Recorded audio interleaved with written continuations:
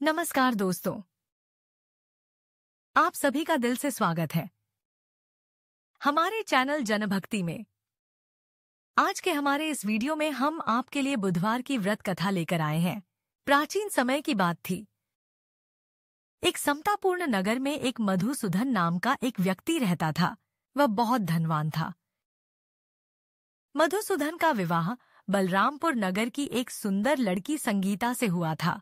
एक बार मधुसूदन अपनी पत्नी संगीता को लेने अपने ससुराल बुधवार के दिन बलरामपुर गया।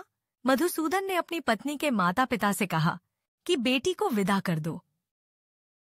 माता पिता ने कहा, बेटा आज बुधवार है, बुधवार को किसी भी कार्य के लिए यात्रा नहीं करते। लेकिन मधुसूदन नहीं माना।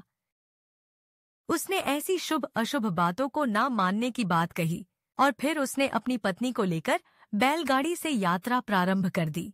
2 कोस की यात्रा करने के बाद उसकी गाड़ी का एक पहिया टूट गया और वहां से दोनों ने पैदल ही यात्रा करना शुरू किया। रास्ते में संगीता को प्यास लगी। मधुसूदन उसे एक पेड़ के नीचे बैठाकर जल लेने चला गया। थोड़ी देर बाद जब मधुसूदन कहीं से जल लेकर वापस आया तो वह बहुत हैरान हो गया, क्योंकि उसकी पत्नी के पास उसकी ही शक्ल सूरत का एक दूसरा व्यक्ति बैठा था। संगीता भी मधुसूदन को देखकर हैरान रह गई और वह दोनों में कोई अंतर नहीं कर पाई। मधुसूदन ने उस व्यक्ति से कहा, तुम कौन हो और मेरी पत्नी के पास क्यों बैठे हो? मधुसूदन की बात सुनकर उस व्यक्ति ने कहा, अरे भाई, यह मेरी पत्नी संगीता है। मैं अपनी पत्नी को ससुराल से विदा करके लाया हूँ। लेकिन तुम कौन हो जो मुझसे ऐसा प्रश्न कर रहे हो? मधुसूदन ने कहा, तुम जरूर कोई चोर या ठगी हो। यह मेरी पत्नी संगीता है। मैं इसे पेड़ के नीचे बैठाकर पानी लेने गया था। इस पर उस व्यक्ति ने कहा, अरे भाई, तुम झूठ क्यों बोल रहे हो? संगीता को प्यास लगने पर जल लेने तो ही मैं गया था। मैंने तो जल लाकर अपनी पत्नी को पिला भी दिया। अब तुम चुपचाप यहाँ से चलते बनो, नहीं तो किसी सिपाही को बुलाकर तुम्हें पकड़वा दूंगा। दोनों एक दूसरे से लड़ने लगे। उन्हें लड़ते हुए देखकर बहुत से लोग वहां इकट्ठे हो गए। नगर के कुछ सिपाही भी वहां आ गए। सिपाही उन दोनों को पकड़कर राजा के पास ले गए और उनकी सारी कहानी सुनकर राजा भी कोई निर्णय नहीं कर पाया। संगीता भी उन दोनों में से अपने वास्तव पति को नहीं पहचान रही थी। राजा ने दोनों को कारागार में डाल देने के लिए कहा। राजा के फैसले पर असली मधुसूदन भयभीत हो उठा।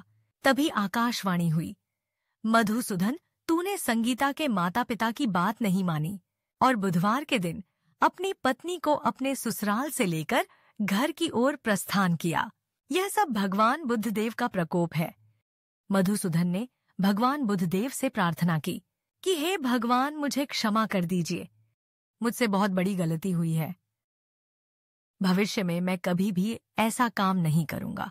मधुसूदन के प्रार्थना करने से भगवान बुद्धदेव ने उसे क्षमा कर दिया और तभी दूसरा व्यक्ति राजा के सामने से गायब हो गया। राजा और दूसरे लोग इस चमत्कार को देखकर हैरान रह गए।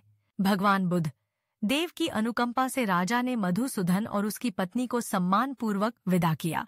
दोनों समतापूर्ण की ओर चल दिए। मधुसूदन और उसकी पत्नी दोनों बुधवार को व्रत करते हुए आनंद पूर्वक अपना जीवन बिताने लगे और इसी तरह भगवान बुद्ध देव की कृपा से उनके यहाँ खुशियां बरसने लगी। और इसी तरह जो भी विधिवत बुधवार का व्रत करके कथा सुनते हैं, भगवान बुद्ध देव उनके सभी कष्टों को दूर करते हैं। तो दोस्तों, कैसी लगी आपको आज की हमारी यह कथा? ऐसी और कथाओं के लिए हमारे चैनल जनभक्ति को सब्सक्राइब करें। धन्यवाद।